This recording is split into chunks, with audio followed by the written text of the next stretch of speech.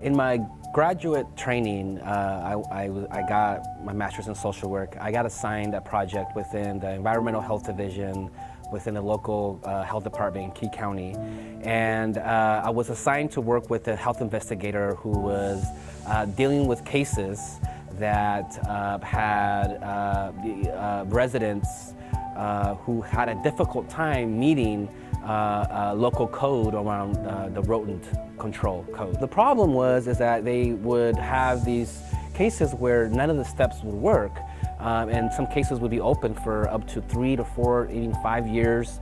And so they wanted to try a different approach. So they assigned me to one of those cases. And so I come from a social work background, and so I was looking at the residents' behavior from a slightly different perspective than the health educator. Motivational interviewing is a technique that draws from clients intuitive reasons as to what's going on inside them that's impacting their behavior. So through this process, I was able to learn this elderly man. He was an elderly man, his story. And his story was that he was an ex-vet, and he moved into this house when his parents passed away. And previous to that, he lived in the woods. He lived in the woods and he lived alone. And he shared with me that he had developed a really strong relationship with nature, and particularly with birds. So when he came over here to the city, he continued this practice of feeding birds, and it was a very important thing for him. And I could tell that it was something that was emotionally meaningful to him, right?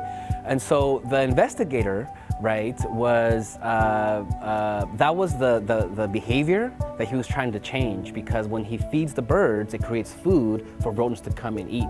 So he was telling this elderly man, you need to stop feeding the birds, without understanding that for this elderly man, this was a very important emotional need that he had. More important than meeting some code that he doesn't necessarily care about. One way in motivational interviewing that we get to that place is by highlighting contradictions in people's behavior and asking them to reflect on that. So one of the problems with the rodents is that they were eating the vegetable garden, and that vegetable garden was really important to him also because his parents put that vegetable garden together. He had really fond memories of that, but the rodents were destroying it. So one conversation I shared with him, okay, so on the one hand, it's really important for you to feed the birds because that's something that you care about, and at the same time, feeding the birds creates food for rats and then to destroy your garden. What should we do? What do you think? And on his own, he was like, well, maybe I could feed the birds differently so that the food's not left there afterwards, and maybe I can get a bird feeder. That solution felt better for him, right? And it was a partnership. We worked together to get to the solution. So, this had been going on for 3 years. After implementing this process, he actually changed his behavior and fed the birds through a bird feeder, and the issue was resolved. And so this was a good example of acknowledging people's stories, and that's a key component of trauma-informed approach, is asking why. What's your history? What happened? And acknowledging that really helps people feel heard, and it opens them up to work with you to find a solution.